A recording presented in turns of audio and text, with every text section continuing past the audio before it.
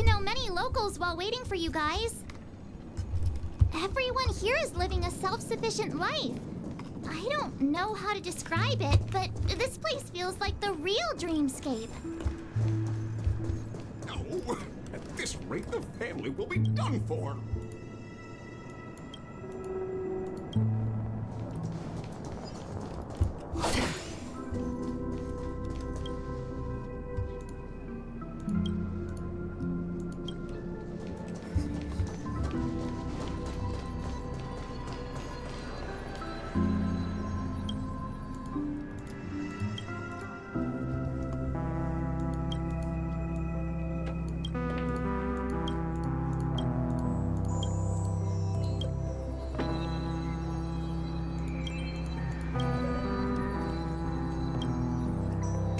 Evening, Jesse. Is it evening? Welcome, Miss March. Who might these be? These two are my friends. As for the man lying on the ground, he's a scaredy cat who fainted from fright. I see. Another poor guy who accidentally ended up here. I'll take care of him. There have been a lot of new faces lately. Things must be tough in the beautiful dream. The few remaining havens of freedom in Asdana will soon face trouble. Do such things often happen here? Not really, but they're becoming more frequent now. Guess it's one of the signs of the Sweet Dreams collapse. This man has had quite the shock. Could you help me find a Halovian lady, March? Her songs can heal mental wounds. A Halovian lady? That must be Robin.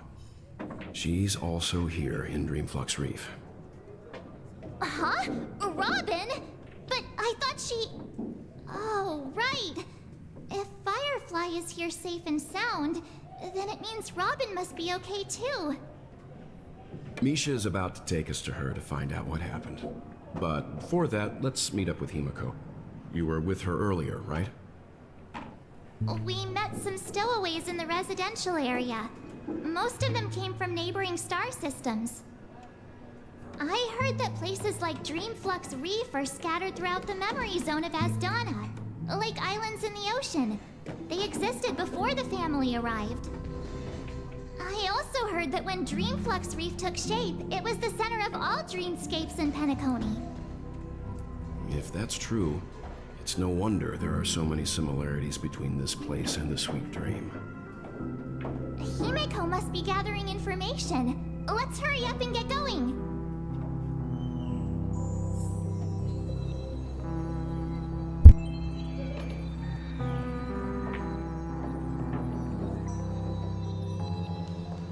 Let's see how you handle a stroke of genius. I knew you couldn't hold your liquor.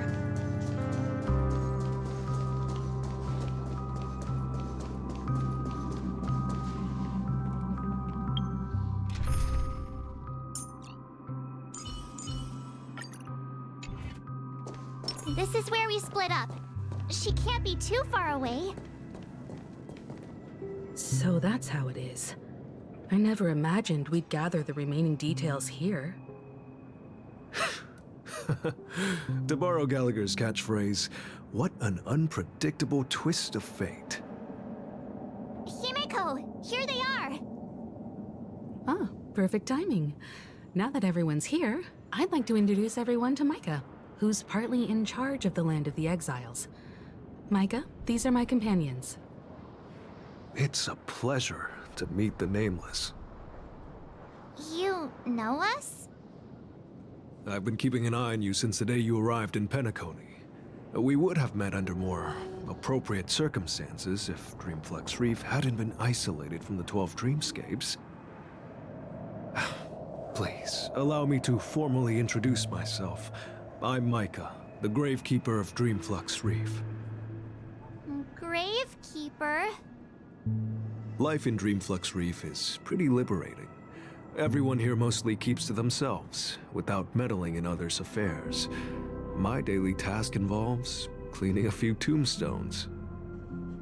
You're too modest, Micah. When lost dream chasers stumble upon this place, You're the one who takes care of them, guiding them back to the sweet dream, or showing them how to survive the wild dream chaos. So, a guardian of sorts. Were you talking to me, Mr. Yang?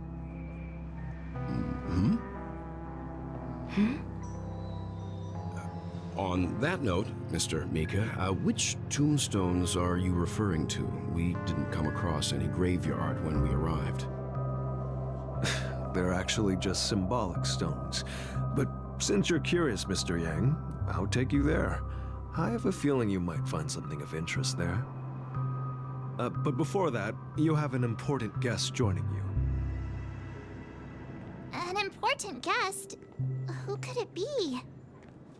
This way, please. The roads here in Dreamflux Reef are a bit run down, so watch your step.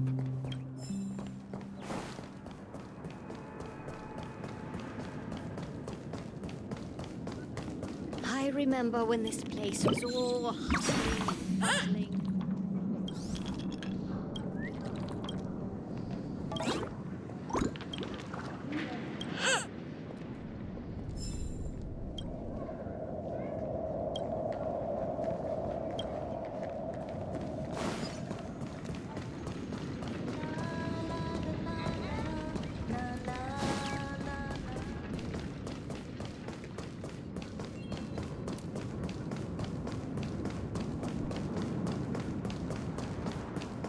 There she is. It really is her! Miss Robin! Everyone sang so wonderfully. It's not often that I tried this music style, but I've gained some valuable insights from it. Oh, I can't thank you enough, Robin. Well, these kids have made incredible progress in only a few days. It was nothing, Grace. I merely taught them how to sing. It was you who brought hope into their lives. Life must be quite difficult for them in reality, I imagine. That's right. Whenever it's time to say goodbye to these kids, they're reluctant to leave. But I've explored every corner of Dreamflux Reef, talked to everyone I met, and they all told me the same thing. This shattered dream is not worth clinging to. It seems you truly are a child of the Harmony. Emma and Andy are orphans I took under my wing. Carol there, with her blind eyes, used to work at a nutrition center in the outer ring of Penacony. And as for Gary, he's been living with autism since he was a child. They're not old enough to enter the sweet dream managed by the family. If we compare people to birds, these kids are like fledglings with impaired wings. But in this dream, well, they can fly freely. Even if they stumble along the way, well, they're still relying on their own strength. And me, an old lady with no legs. Well, without this dream, I couldn't even walk toward them. I'm glad that you found a new life here in Penacony. It's just... Don't worry, Robin. Dreams have their significance, but they aren't everything. Both the children and I understand this. No matter how long we fly through this dream, we will one day return to reality. But you know what? Emma and Gary aren't plagued by their insecurities anymore. No, and Carol is learning how to cope with her blindness. And Andy is livelier than ever. Well, even I've become more optimistic. You see, in dreams, we learn how to live. Once we return to reality, we learn how to survive. And should our feathers be damaged, then we share our wings with one another. There's no need to covet an illusory sky in dreams, because we have the right and the ability to fly towards a broader horizon. It's a relief to see you safe and sound, Miss Robin. It's nice to see you all again, Astral Express crew. I heard my disappearance caused quite the commotion out there. I'm really sorry about that. Since you're here, can we assume that you're fully aware of the situation in Penacony? Ever since I returned to Penacony, my voice started to change, until it gradually faded away. At first, I thought it was a temporary ailment, perhaps due to having been away too long. I thought maybe it just takes some time for my body to acclimate to the high concentration of Memoria and Asdana. But now it seems the root of the problem goes way beyond me.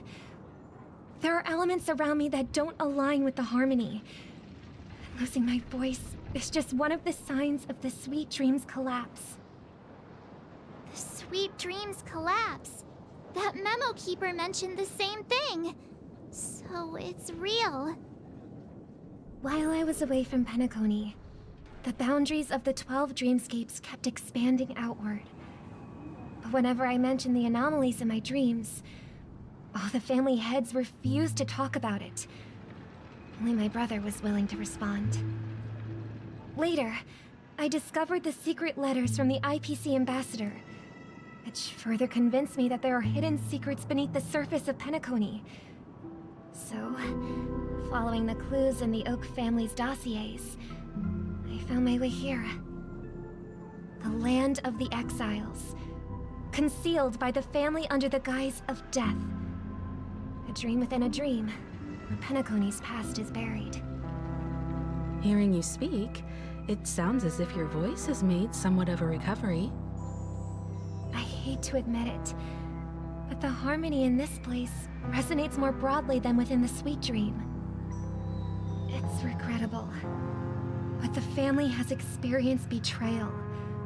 The traitor, or traitors, abandoned their original principles and, using the name of harmony, exploited people's weaknesses to turn Penacony into the planet of festivities, trapping everyone in the illusion of the Sweet Dream.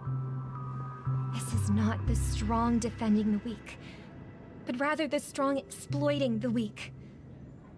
A world without equality won't ever be favored by the harmony.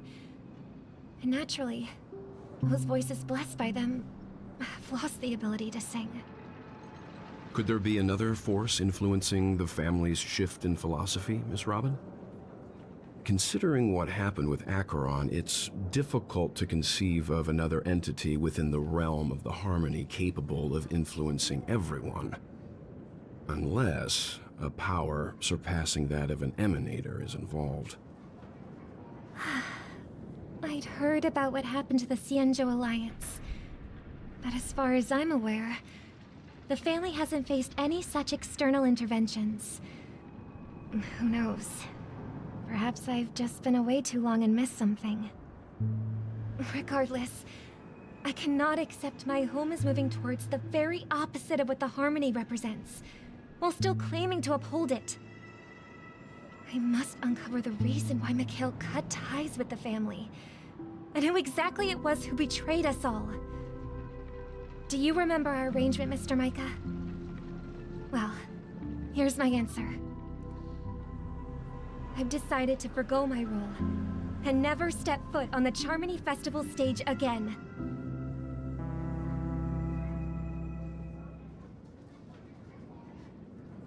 Look here, brother. A little bird. Looks like a fledgling Charmony dove. But Charmony doves don't live here. So how did this little bird get here? Maybe its parents abandoned it? It looks weak and frail. Why don't we find something soft and make a nest for it? This place is too dangerous for a fledgling. Let's take it with us. We can put it on the wooden shelf in front of your window. Okay. A bird like that must have a beautiful singing voice. But where will it live? I'll ask the family head to build a cage for it. A cage? But then it won't have the freedom to fly, right? Let's see. What is it that has captured the attention of the two best interpreters of the Great One? To the point that they've forgotten how to enjoy their dessert. Oh, poor little thing. Doesn't look like it's doing well. Do you want to rescue it? I do. But I don't want to lock it up in a cage. Why? Even if it's small and not fully feathered and can't sing, it didn't come into this world just to be locked up in a cage.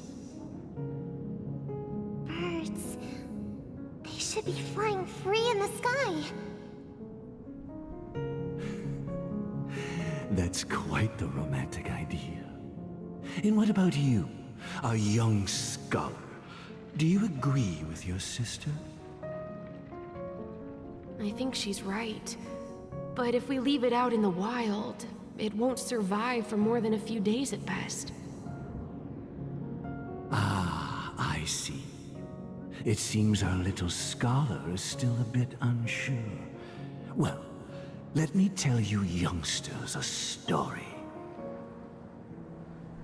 As you probably know, Charmony doves can fly through the air. When they fly really high, the friction caused by the flapping of their feathers against the atmosphere creates amazing lights, so that they look like shooting stars. We've seen this spectacle so many times that we think it's just something they can naturally do. But that's not the truth. Their radiant display is the result of countless struggles against nature over generations.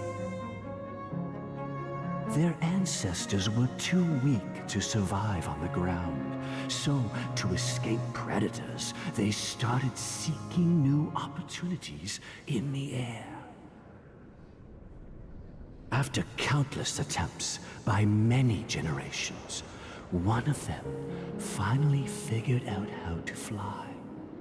It soared into the sky and never looked back at the ground again. So, you mean birds aren't born to fly, but they find a way to do it through their determination, right? Well, that's an idealistic way of putting it. So, what are your thoughts, Sunday?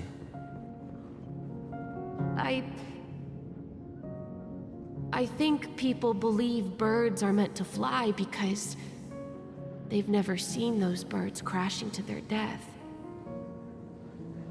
That's an interesting perspective. So, have you decided what to do with the bird now? For now, I'll keep it in a cage until it can take care of itself because I want it to live, no matter what. Well said, kids. It seems each of you has found your own answer. Your insights are truly remarkable. And I hope they come true in their own way. We will take good care of it, won't we, brother? Yeah, but Mr. Gopherwood, there's one thing I don't quite understand. And what might that be, my son? What if this little Charmony dove never learns to fly in the end? I mean, if there are fledglings in this world that can never fly throughout their lives, should we let them go back to the sky, only to see them crash to the ground and die? Talking in your sleep, Birdie? Time to wake up.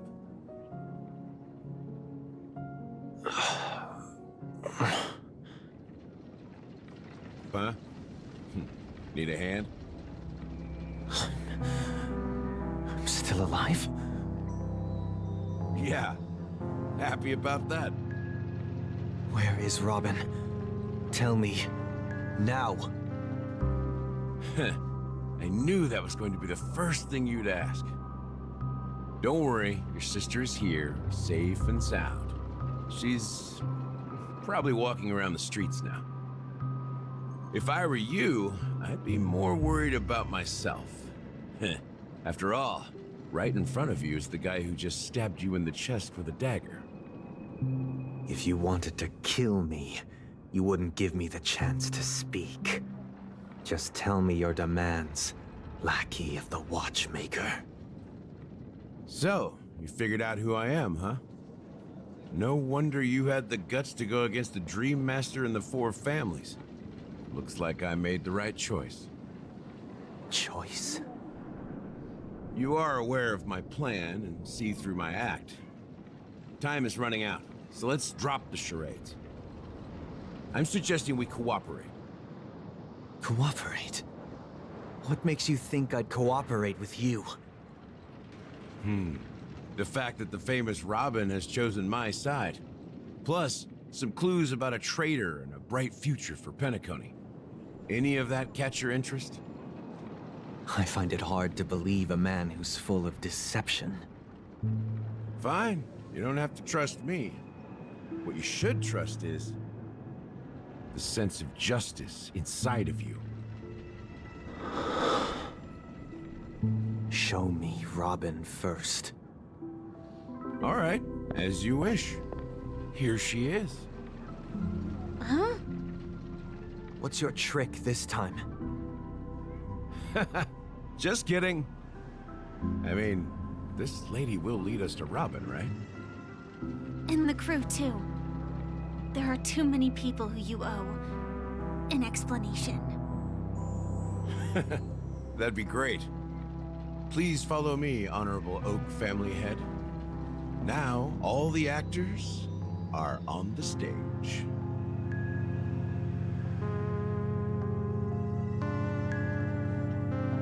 This is the monument I mentioned earlier. The names inscribed on it should be familiar to all of you. Rosalina and Tiernan. When Penacony was known as a frontier prison, it was the Trailblazers who connected it with the stars.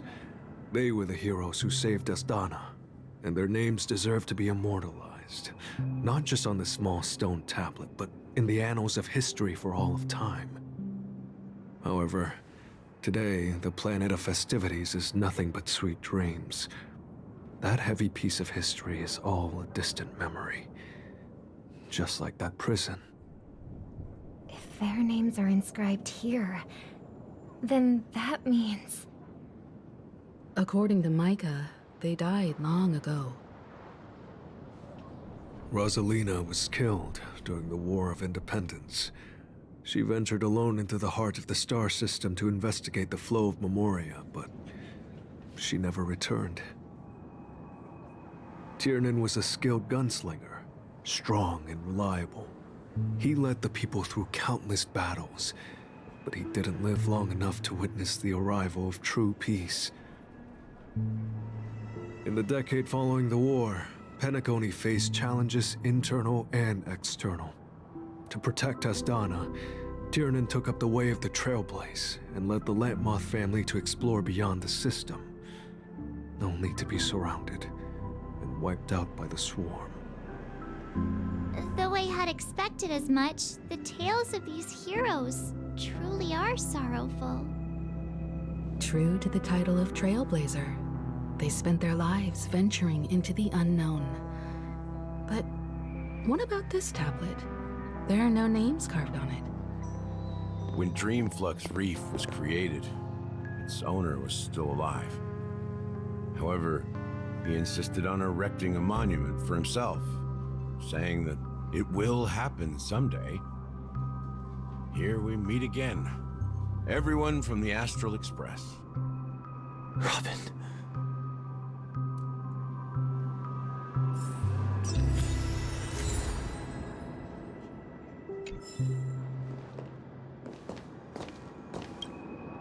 I promised to give the siblings some privacy, so let's talk about our business first.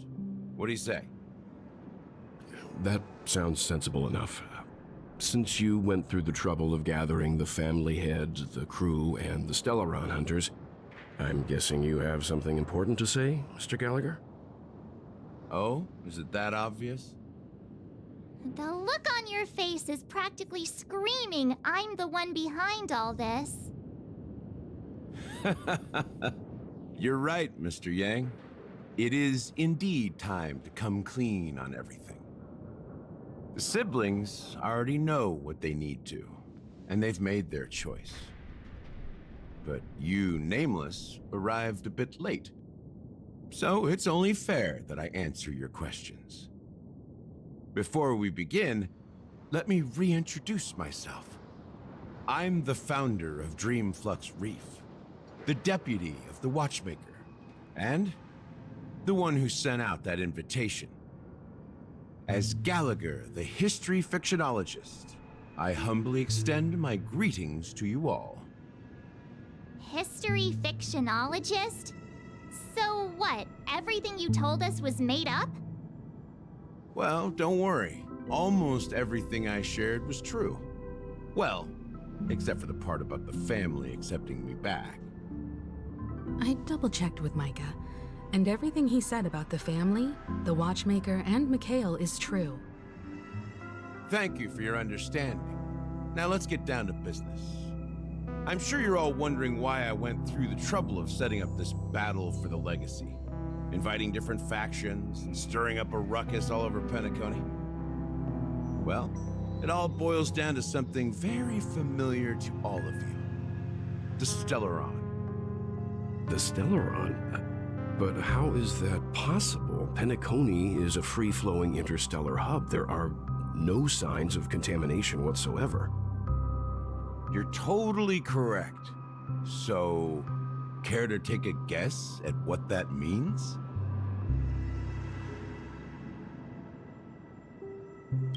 How keen. Well, what should I say? I expected nothing less from the person here who is the most familiar with Stellarons. The sweet dream doesn't come out of thin air. If you think of the memory zone as the sea, creating the land of the dreams is like filling that wild ocean with earth to make an island.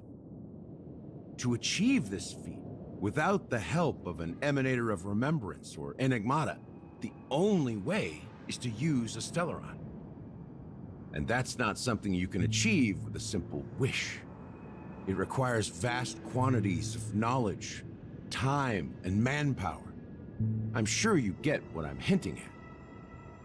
In Azdana, the planet of festivities itself is a Stellaron disaster. The planet of festivities itself is a Stellaron disaster? It all started a long time ago, back when the Watchmaker and his crew liberated the frontier prison. They faced countless challenges as they began building Penacony from the ground up. That's when the idea of using the Stellaron came into play.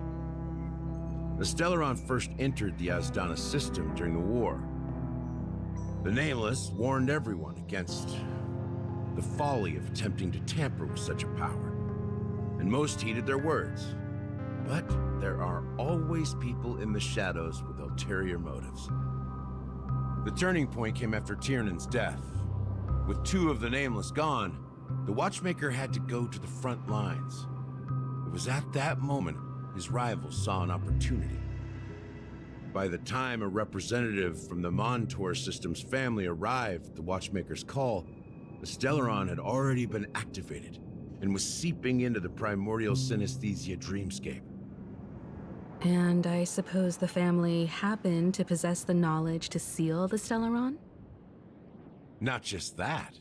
They knew far more about the Stellaron than the average person. They helped Mikhail swiftly quell the civil unrest and played a part in building Penacony under the disguise of the Harmony. Those three eras were known as the Age of Dreaming. The Watchmaker, who had been left in the dark, sent out invitations across the universe, spreading the hype around the land of the dreams. Then, How did they turn against each other? Remember the island in the ocean metaphor? The truth is, the Stellaron was never truly sealed. It existed in a different form within the dreamscape. Think about this. What would it cost to create and maintain such a lavish dreamland? It's people's lives. The opulent dream is built upon the decay of spirits, with a toxic elixir called pleasure flowing through the dreamscape. It tempts people to indulge in the dreamscape, and gradually their minds succumb, becoming nourishment for the sweet dream. Confusion, laziness, and cowardice, weaknesses that plague humanity, were magnified and nourished by the family. Penacony became a new kind of prison, even more impenetrable than the previous one.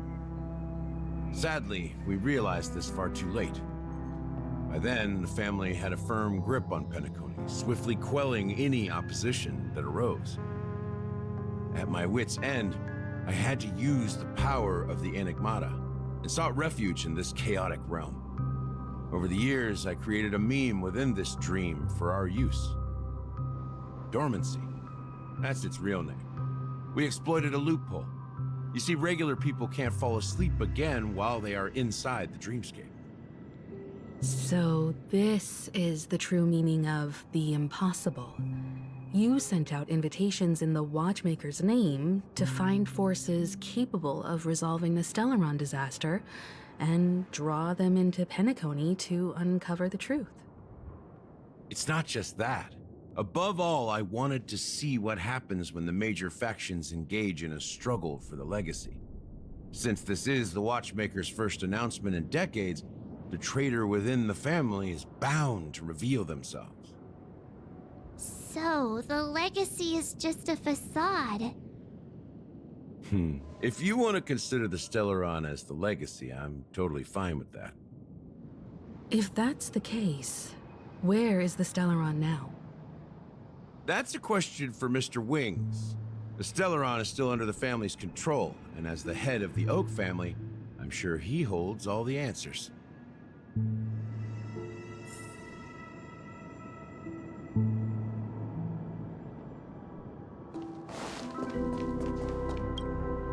Are you done talking?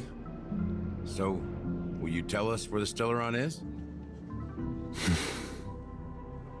It is the Penacony Grand Theater itself.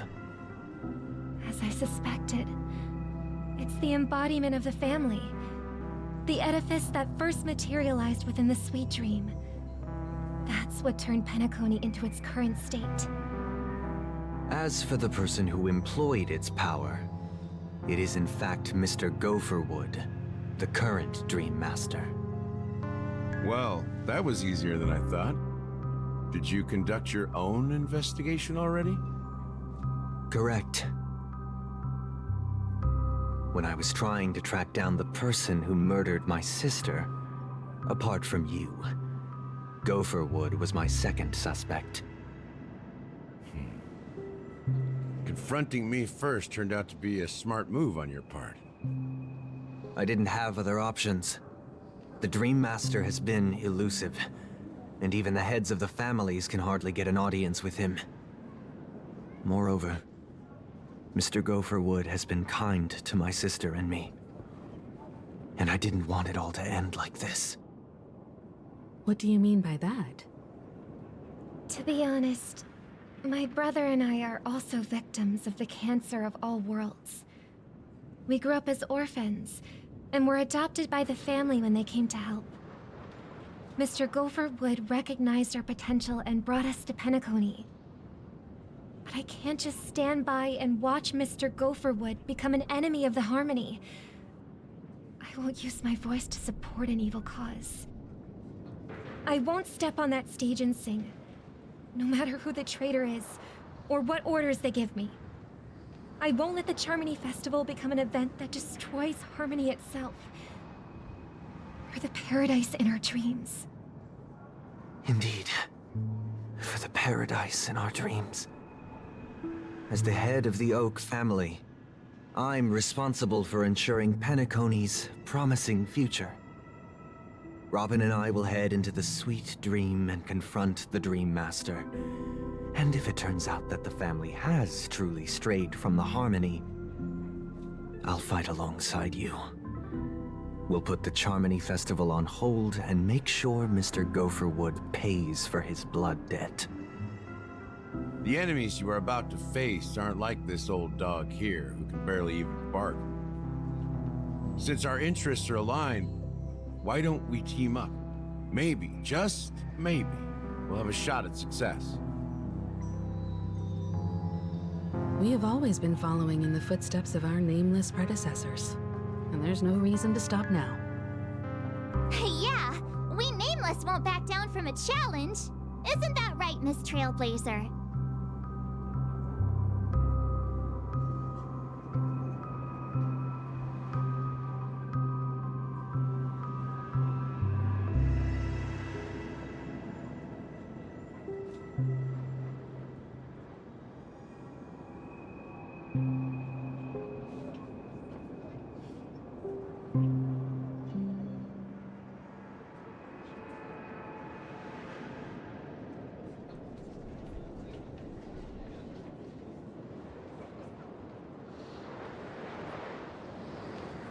Exactly! It's time for the crew to save the world once more! Rest assured, sitting on the sidelines isn't in our nature. Mr. Sunday, Miss Robin, I'm willing to accompany you on behalf of the Astral Express. Having a third party present should help with negotiations, and could make all the difference if things get ugly. Thank you, Mr. Yang. Thank you all very much. The Charmony Festival is about to start, and time is against us. We must hasten. Everyone, let's gather over here. We still need to make some preparations.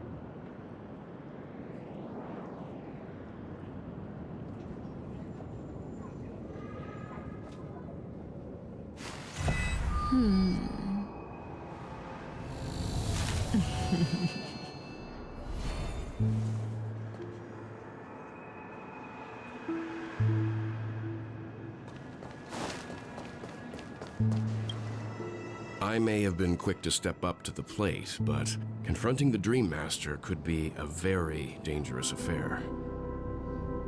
Huh? Even you're saying that, Mr. Yang? How powerful is that Dream Master? He's the leader of the families of Penacony, and he has the entire power of the Harmony behind him, not to mention the Stellaron in his possession. We must proceed with great caution.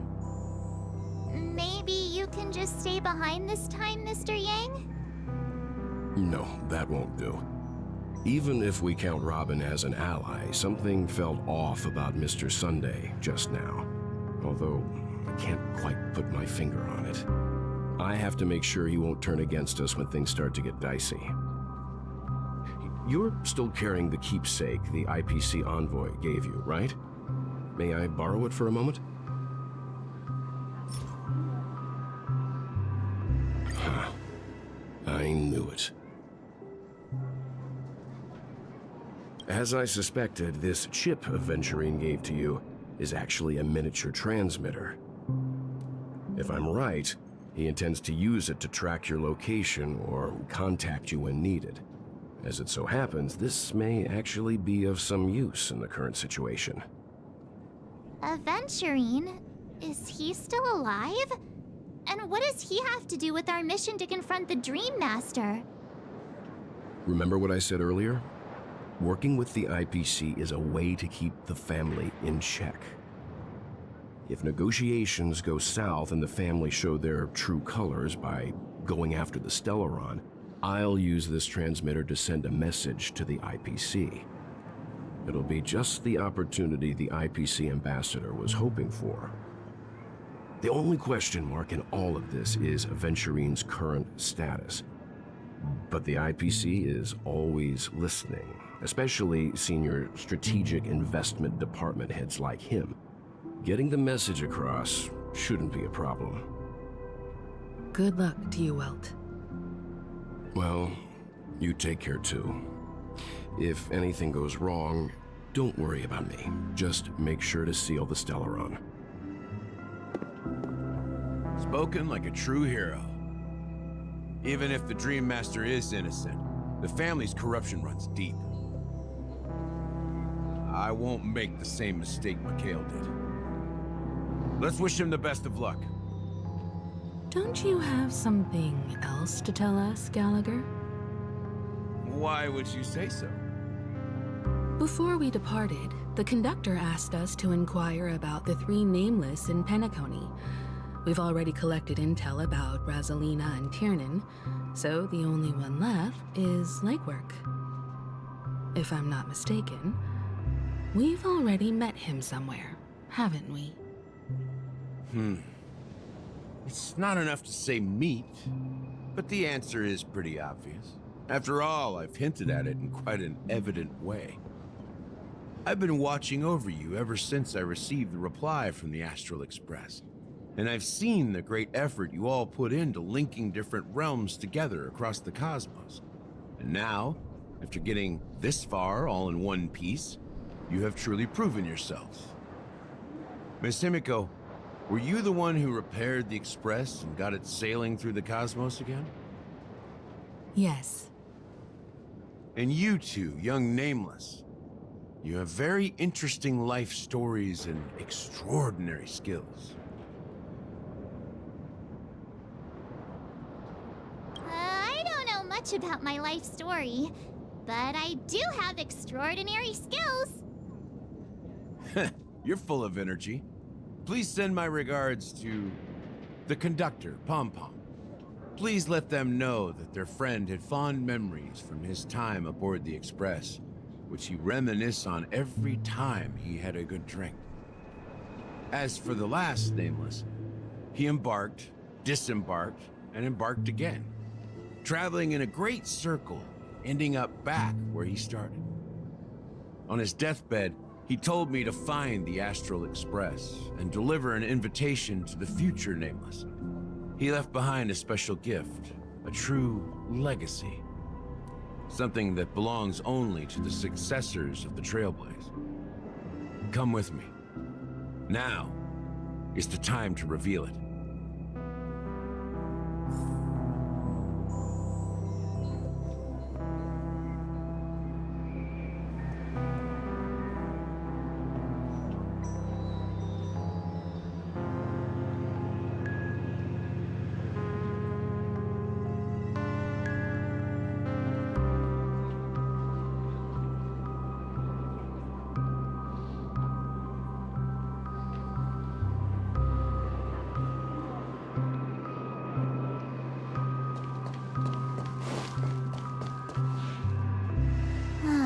Back here again.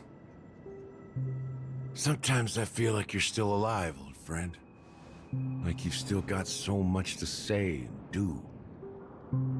I've kept my promise, brought the future trailblazers you've waited so long for. I don't know why you were so obsessed with that train, but I remember your last words. Don't let us down, old man.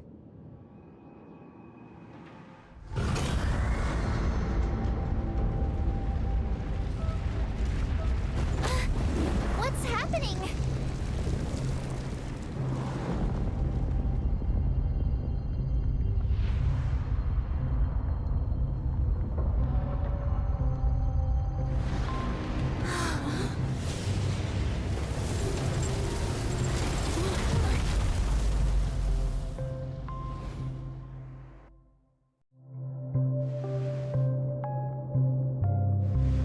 Go ahead.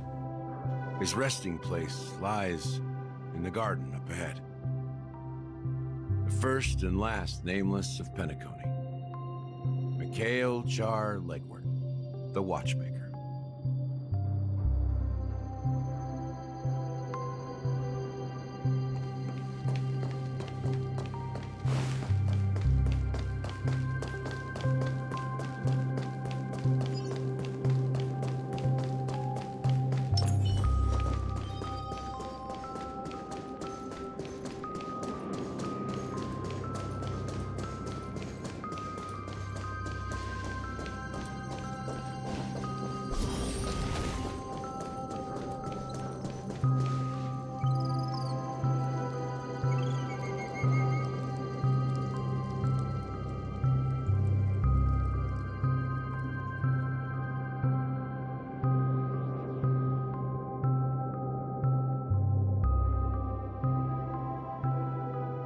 Sure enough, the Watchmaker is the third nameless.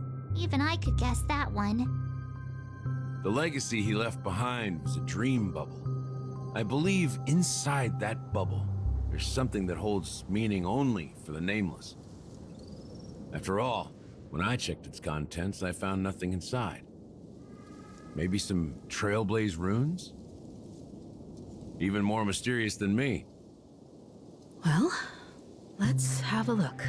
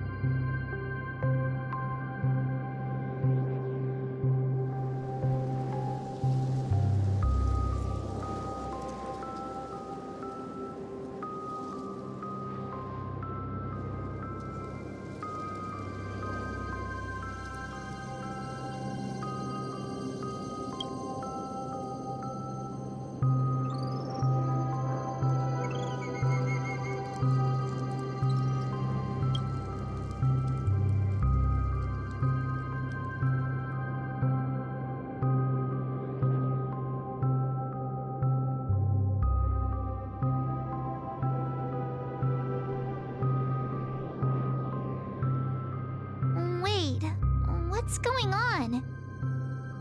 Seriously? There's nothing inside this dream bubble? How could a dream bubble be empty?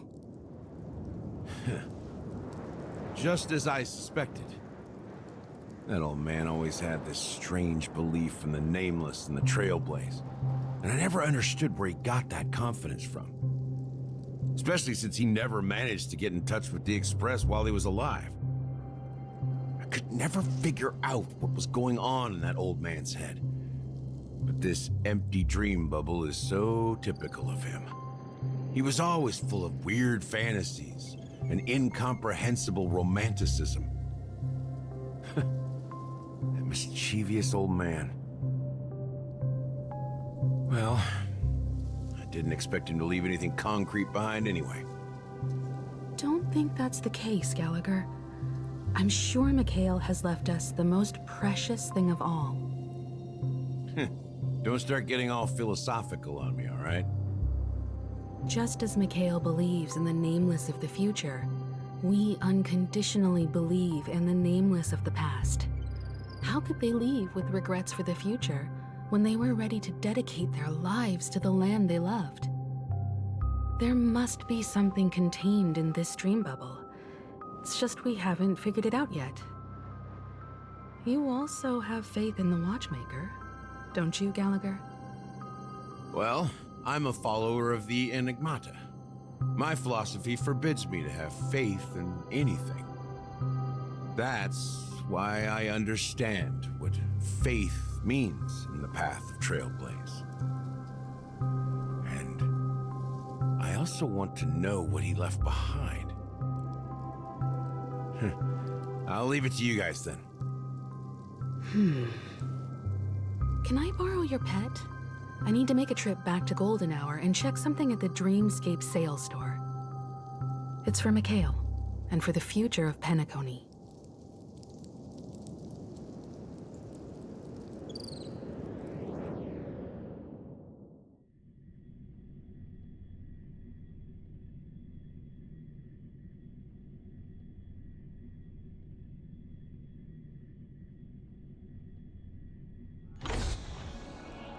Welcome to the Reverie Hotel. How may I help you?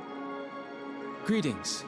We're the Nameless from the Astral Express, and we'd like to check in. The Astral Express? But I thought... Yes, my companion's already checked in. My name is Dan Hung, and I believe my personal information is recorded in your system. I see, but your companion said you wouldn't be coming due to a change of plans. Now the plans have changed again. And you are... Me? I'm Pom Pom, a new Nameless who's also with the Astral Express. He's my fellow trailblazer. We responded to the family's invitation before he boarded the express, so he wasn't registered in your system. Is it possible to accommodate him as well? Oh, I see. Another one of the Nameless had a similar situation. Seems like a lot of people are joining the Trailblaze these days. Since there's a precedent, it shouldn't be a problem. Just give me a second to contact your companions. I'm sorry, dear guests, but it seems I'm unable to reach the other members of the Astral Express. What do you mean by unable to reach them? My apologies. This is the first time I've encountered a situation like this. However, the system indicates that those guests are still in the Dreamscape. How about this? Give me their room number, and we'll go check on them ourselves. I'm afraid that's not possible. I need to verify both of your identities before I can share any guest information. How about you just wake up someone? Let's say, Welt? I'm sorry, but there are strict rules regarding forced awakening. It cannot be done without the proper clearance. So nothing works, huh? What's your solution then? Are you saying we sleep here? At the reception? Please be patient. We need to contact your companions in order to confirm your identities. And now it seems you need to confirm our identities before you can contact our companions. It seems so. Oh, fudge. Look, nothing personal, but if you can't handle this, go find someone else who can, okay? Please calm down, dear guests. I do recall that Mr. Sunday, the Oak family head, personally handled this issue earlier. Oh, please wait a moment while I contact him. I don't think she's trying to give us a hard time. She really just doesn't know what to do. I have a bad feeling about this. You tried to contact them on the Express earlier, but they didn't respond. Something doesn't seem right. I need to leave for a moment. You can stay here with the receptionist. Sure thing. Just don't keep me waiting forever. Don Hung seems pretty worried about his companions. I should give him some space. Stressing out about it won't help anything.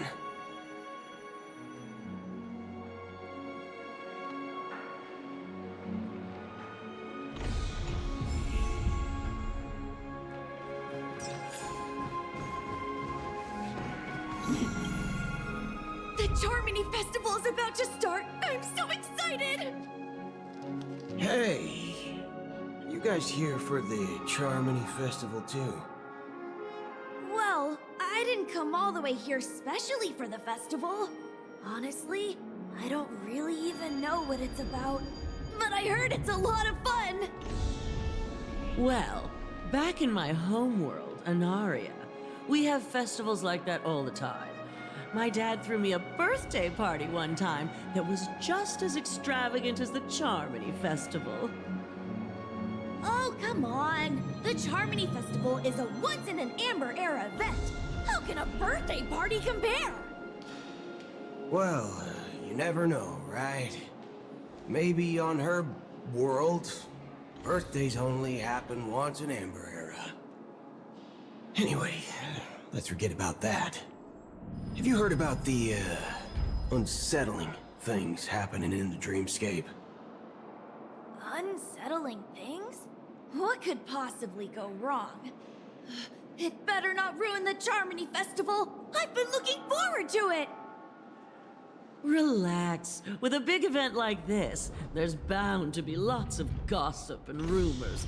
Don't worry. If anything does happen, the family will be on top of it. Oh, that's a relief. I didn't come all this way to see the festival go down the drain. Well, looks like I won't get any fudging clues out of these two. They're clueless.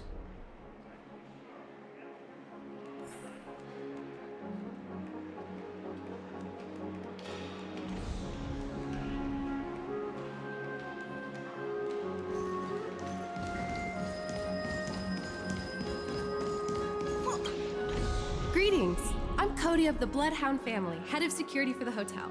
How may I assist you? Hello. So, there's something I wanted to ask about. I've been hearing some unsettling rumors about certain incidents that might affect the Charmony Festival. Do you think there's anything to be worried about? I've traveled all the way from the Hayaii Federation, and I don't want my trip to be ruined. What do you mean? Wait. You haven't heard? I'm not sure where you heard those rumors, but they're completely baseless. I can assure you, as a representative of the Bloodhound family, that everything is going smoothly for the Charmony Festival. At present, all of the families are focused on making sure the festival starts on time. Even the Dream Master himself has arrived. So don't worry, your trip won't be in vain. That's a relief to hear. She doesn't appear to be acting. So, it seems that even the hotel staff are out of the loop. Back already? Hasn't she returned yet? Nope. I'm starting to wonder. Sending her to contact Sunday was a good idea. Neither the staff nor the guests seem to know anything about what's happening in the dreamscape, and wherever we go, all we see is people enjoying themselves. Definitely not a good sign. I agree. Another unusual thing is that the Oak family is supposed to be in charge of organizing the council and managing everything inside and outside the dreamscape. However, I walked around the hotel but didn't meet a single member of the Oak family on such an important day. Well, I'll be forked. If I remember correctly, the head of the Oak family is that Sunday guy, right? We shouldn't linger here too long. Let's go back to the Express for now. Not so fast. Have you ever robbed VIPC, bro? If you run away now, everyone will be chasing after you. Are you suggesting we sit here and do nothing? I wouldn't say do nothing. But let's stay put for now. Even if the family has ulterior motives, they couldn't have anticipated us showing up here. We're the surprise factor for them. They don't want to attract unwanted attention from certain outsiders, so they won't do anything reckless. See? The IPC lackeys are keeping a close eye on this hotel. If I were a family member, I'd find an official excuse and keep the surprise factors here. If we just wait here, that would be like walking into their trap. Of course, we don't need to walk into their trap. I gave a backup plan to the memo keeper. If it turns out we won't be allowed to enter the dreamscape, she'll order a drink for me in the VIP lounge at the hotel. In reality, a secret signal. That's right. Oh, a concrete object can indeed help the memo keeper establish a connection with you. But Boot Hill, if you have more backup plans in the future, I hope you'll let me know in advance. I'm sorry, but it's one of my quirks. I have too many unreliable friends. And if I reveal that I have backup plans, things can go awry. And that would leave all backup plans completely useless. How do we get into the VIP lounge? This is where my street smarts come into play.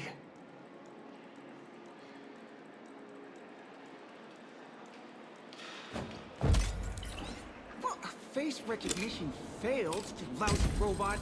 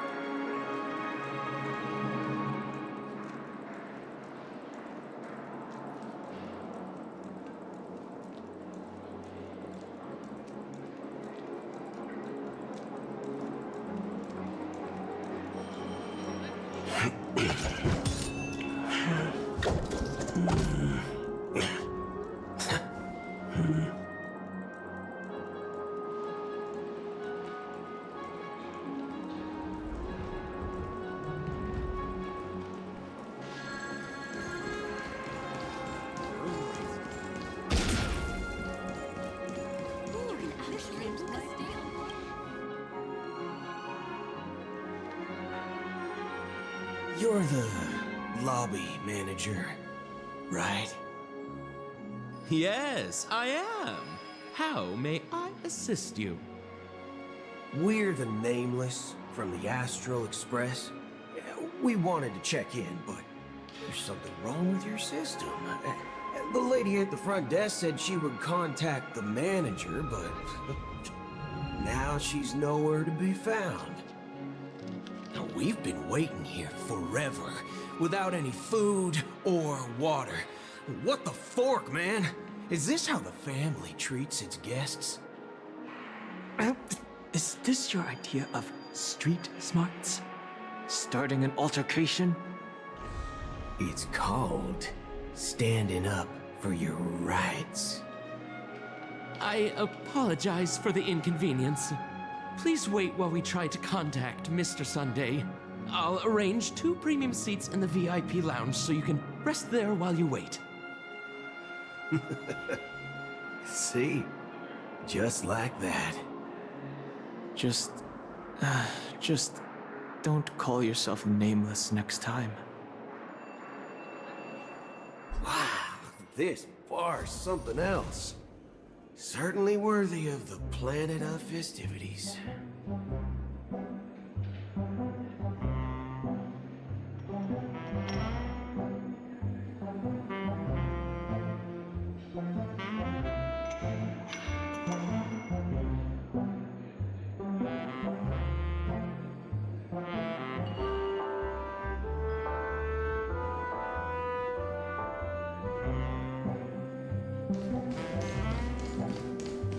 One peach soul glad? Good evening, gentlemen. Hey, I have an order for a bottle of Donna's White Oak. Can you help us find it? Donna's White Oak? I think there might be a misunderstanding. We don't serve that here. Oh, no way. Are you sure you're not mistaken? If someone had reserved such a beverage, I would definitely remember it. It sells for hundreds of thousands of credits per bottle, after all. I couldn't afford to cover for such an item if it were broken or lost. That's strange. Well, could it be that the memo keeper couldn't afford it? Then what should we do now? Oh, no need to rush. Well, let's grab some drinks first. Maybe I arrived too early and she hasn't come yet. Now, let's see what kind of juice malts you all have here. Well, give me a glass of Heenum Valley, 40 years. I'll have it neat. No ice. Well, that's the most expensive one on the list. You have a taste for the finer things. It's on the house, anyway. What can I get for you? Anything you recommend is fine. Then I would recommend today's special, Glass Village. It's classic Soul Glad mixed with Laboon juice. It's refreshing and suits your cool demeanor. Just 1 minute. Ah, this flavor. Dynamite barbecue with rocket fuel. Ooh, really hits the spot. Truly the finest sherry cask-aged malt juice in the cosmos. Dynamite barbecue with rocket fuel. Is that really something that humans enjoy? Hey, this guy doesn't know anything at all. As long as you're satisfied, dear guests, please enjoy. Let's give the memo keeper another half system hour. If she doesn't show up, we'll need to come up with a new plan. In the meantime, let's take stock of the situation. What do you think? The situation is unclear. Something must have happened on the planet of festivities, but the public is unaware of it. Someone in a position of power within the family must be covering it up. It's unusual for the followers of the Harmony to invite other factions, let alone the IPC and the Masked Fools.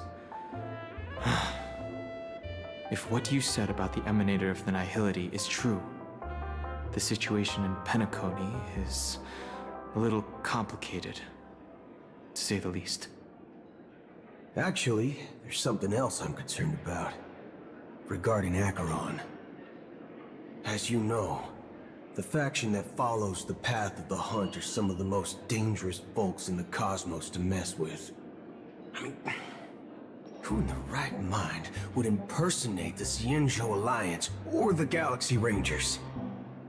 It's like asking for a death wish. Isn't there a saying among the Xianzhou people that the Rainbow Sect lets their Lux Arrow do all the beating? Talking. Do all the talking. Well, you know what I mean. Even Though the Galaxy Rangers have been out of sight for years, we've been keeping an eye on this region. Even the dumbest criminals know better than to mess with the Annihilation Gang, much less the Rangers.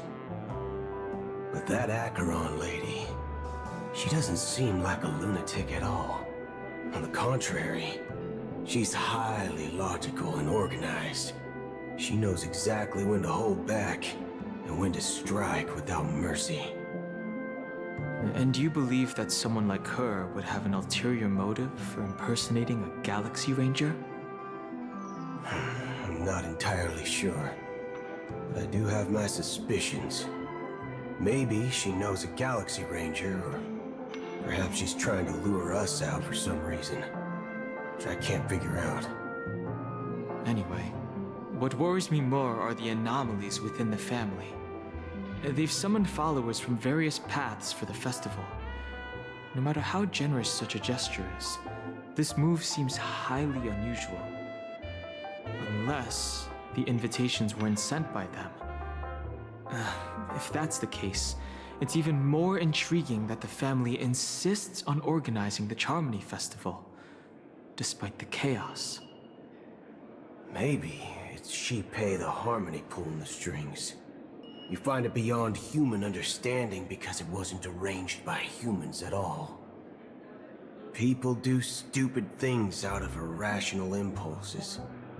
They abandon their principles when self-interest is involved. They believe in things they know they shouldn't, and fudge, they even break their own rules. But Eons don't. They stick to their determined path and never turn back, even if they reach a dead end. You think Shipei's will is behind all this? It may not necessarily be Shipei. There's definitely some higher entity involved. I know it may sound pessimistic, but if human free will were reliable, why would we even need Galaxy Rangers? It's much simpler when you boil it down to the eons and paths. Like how Lon always follows the path of the hunt, or how the Express stays true to the Trailblaze despite Akavili's disappearance. But in my opinion, Akavili's fall holds significance for the Nameless. Oh, so you're saying the Nameless now have to take responsibility for their own choices because their absolutely right leader is gone? Exactly. I believe the purpose of the journey isn't just about following a path that's always considered absolutely right. It's more about doing your best to choose the right path for yourself among countless possibilities, even with limited insight and judgment. I don't know what you've been through, but I agree that people must take responsibility for their choices, because no one else can do it for them. That's why the Galaxy Rangers need to uncover the imposter and figure out her true intentions.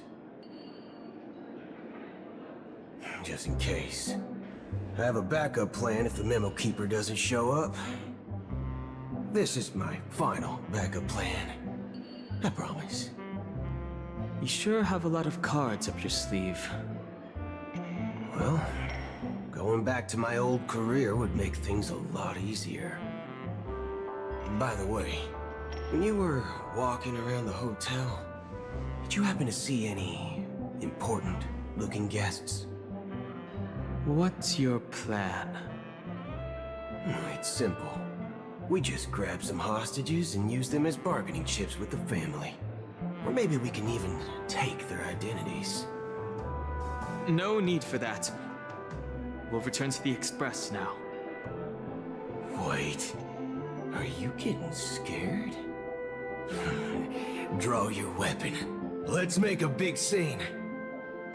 Are you leaving, esteemed guests? Would you like to cancel that as Donna's White Oak you just ordered? Huh? As Donna's White Oak? But didn't you just say... Ha ha. Looks like you are a bit intoxicated, esteemed guests. You ordered a bottle of Asdana's White Oak just a moment ago. Looks like your memo keeper friend has finally arrived. Oh, right. Sorry, my memory's not the best. You know, too many modifications and all. Anyway, let me check. Well, fork me. It says Donna's White Oak, all right. And there's a note. I'll be waiting for you on the Astral Express. No mistake, that's her message to you. She knew the hotel wasn't safe, so she suggested we find another place. Well, looks like we took a detour, but now it's back to the Astral Express. So, what are we waiting for? Let's go.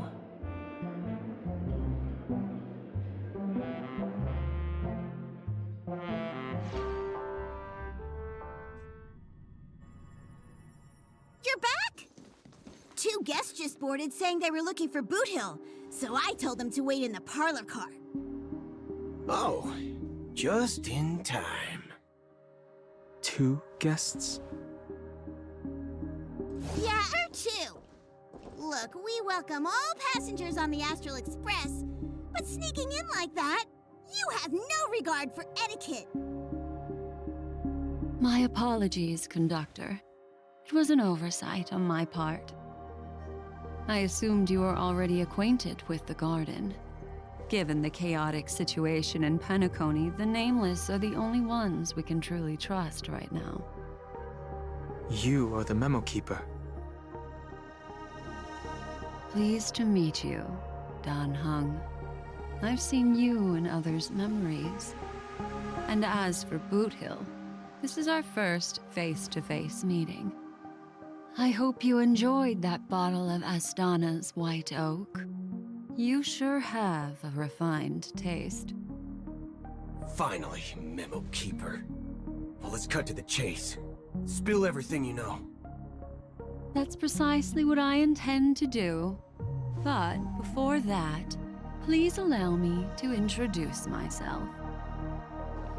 My name is Black Swan, and I serve the Garden of Recollection as a memo keeper. As for Acheron's story, I'm sure she knows it better than I do. Greetings. I'm Acheron. What? You Garden of Recollection shirtbag! You betrayed me! I apologize, but she did that at my request. Due to certain reasons, I have been exiled by the family. Thankfully, this memo keeper came to my aid and helped me escape their surveillance unnoticed. To be honest, it was more like stalking than helping. And the process was far from unnoticed. But we did escape. I asked her to guide me to a place beyond the family's reach and to contact a few trustworthy individuals, namely all of you. Trustworthy? Son of a nice lady. You think I'm dumb or something? How about this? I'll put a few bullet holes in your head and see what secrets spill out. Then, we can talk about trust. It doesn't have to be like that. I'm willing to answer all your questions, but not right now. If my cover hadn't been blown, we might have had more time, but at the moment, we don't have any other options. No other options? What do you mean? This is the only way I can ensure everyone's safety. I kindly request an immediate warp jump out of the Astana star system.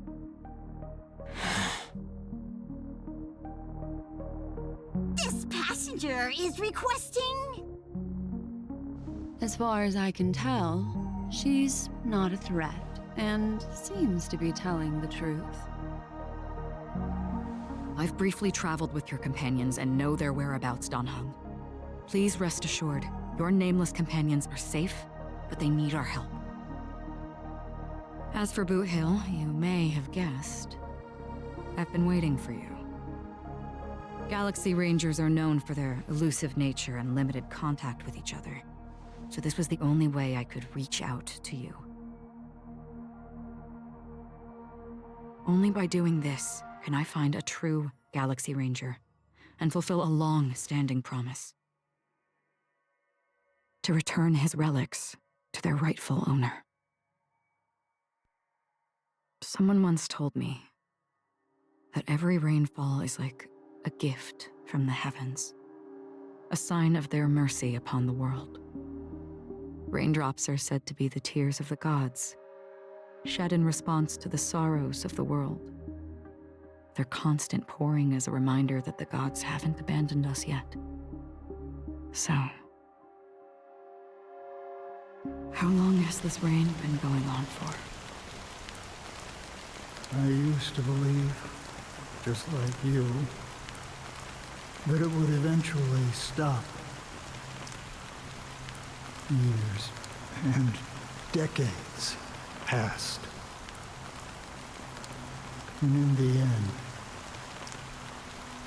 such hope faded away before the rain did. Looks like the god you mentioned doesn't exist after all.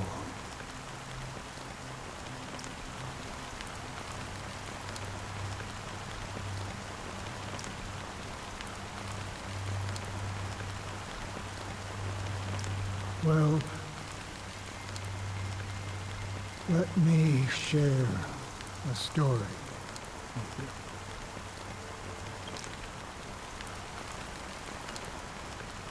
Mortals who walk the paths are like sailors on a vast ocean, leaving behind a trail that creates countless ripples of possibilities. These ripples last longer than the fleeting lifetimes of humans. And for some, their presence leaves such a strong mark that it's reflected in the waves. Like those shadows on the ocean. Sin-thirsters, the obsessions of the Pathstriders, they emerge from the depths of IX, seeing themselves as masters of their own destiny, unknowingly repeated the actions of their past lives.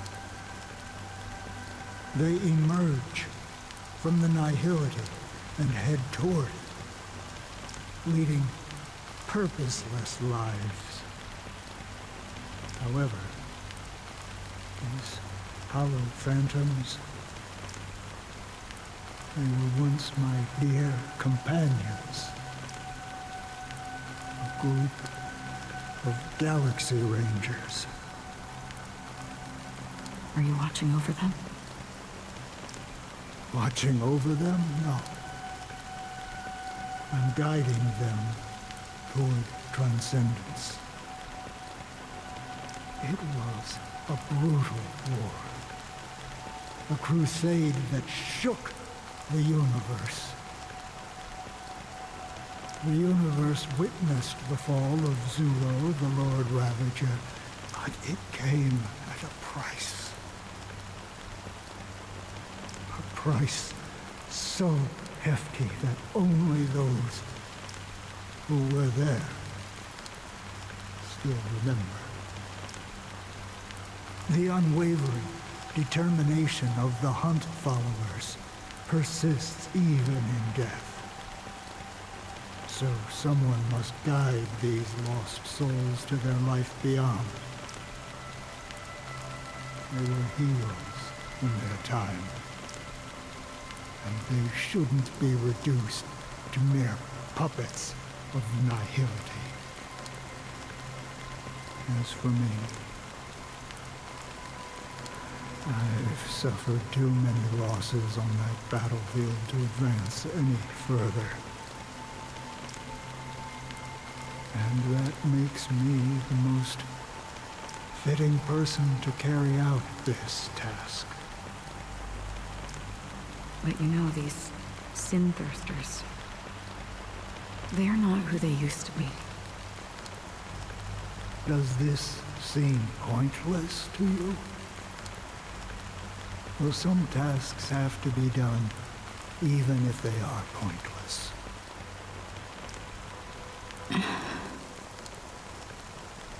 I can help you. For what? For the meaning of the nihility. That's what I've been seeking.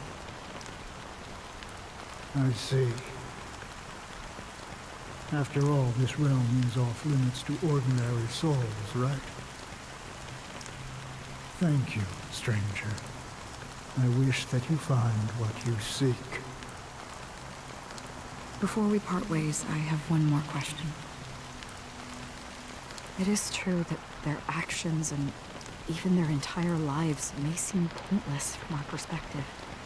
But if, and it's just an if this is what the departed ones expected, should we try to change it?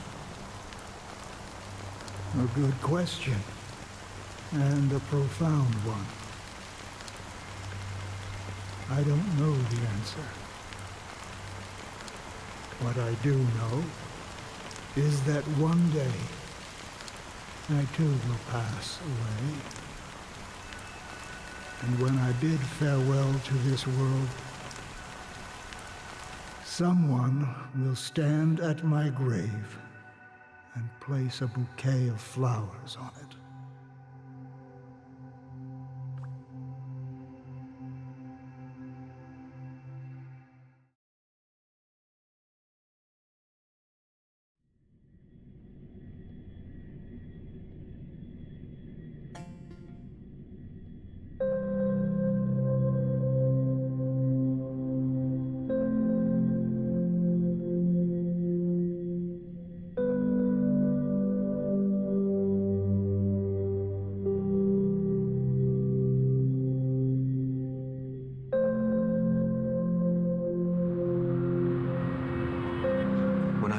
As a child, my speech, mindset, and soul reflected immaturity and innocence.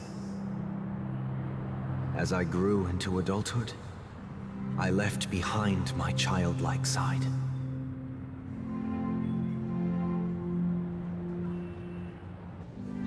I humbly request your blessings, esteemed advocate of Shipe. Come to me, my kinship. I have sought their presence with us. As you wish.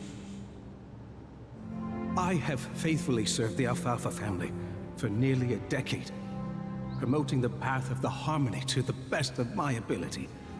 However, I made a mistake yesterday. While I was preparing dinner for the family head, I accidentally dropped a prepared dish on the floor. Out of laziness, I lied and claimed that everything was ready. Although the head has dismissed me as punishment, it has been tough to sleep with the guilt still gnawing at me, as I worried that the seeds of evilness may have taken root in my soul. So, I confess to you now, to seek atonement for my sins. Do you sincerely repent and vow to change your ways? Yes. Have you examined your soul and confessed all your sins? Oh, yes. Are you willing to accept the process of atonement? Yes. Very well. Show your dedication and goodwill to the family, and you shall be reinstated among them. Now, please, leave in peace. Oh, praise Shipe.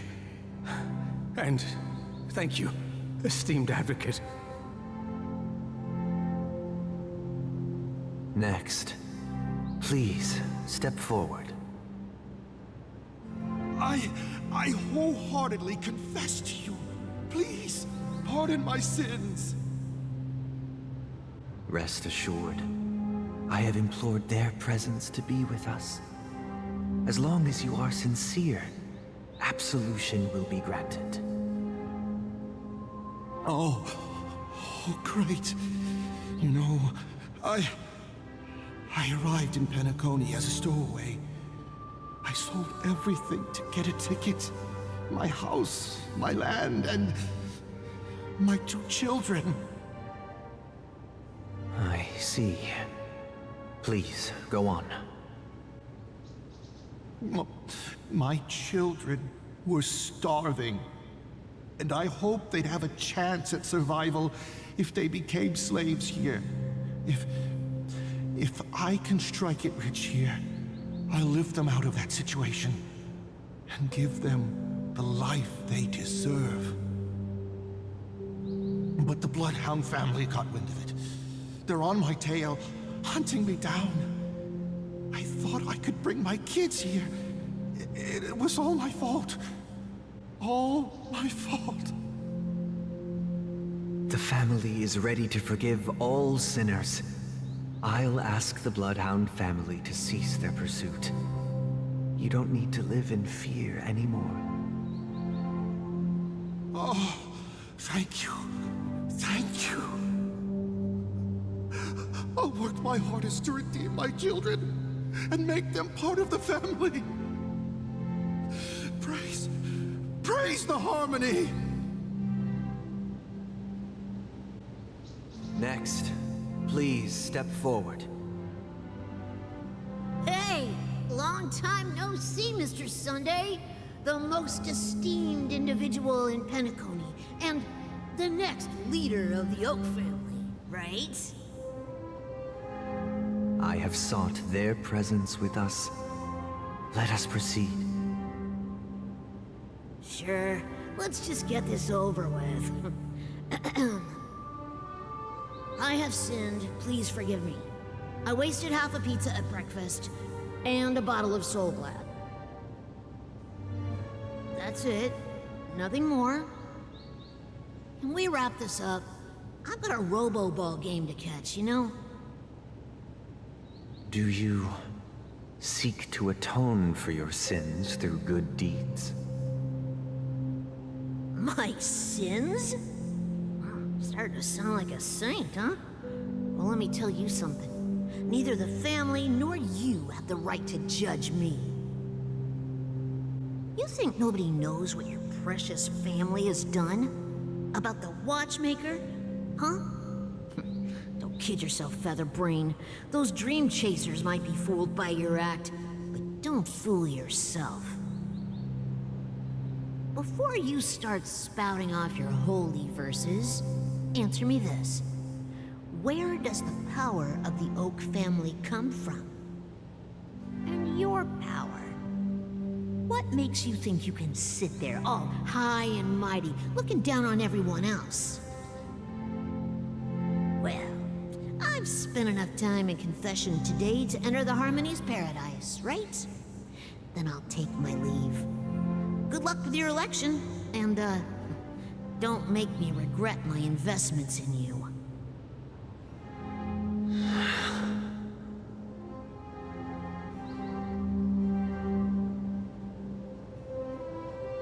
Oh, revered triple-faced soul, hear my doubts.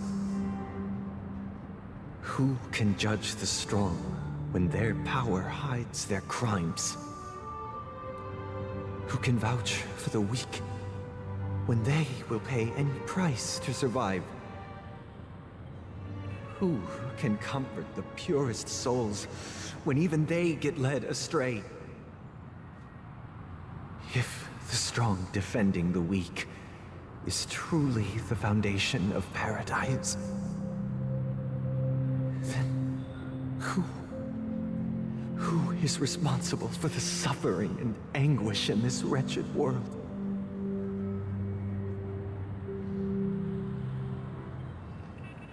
Brother? Brother?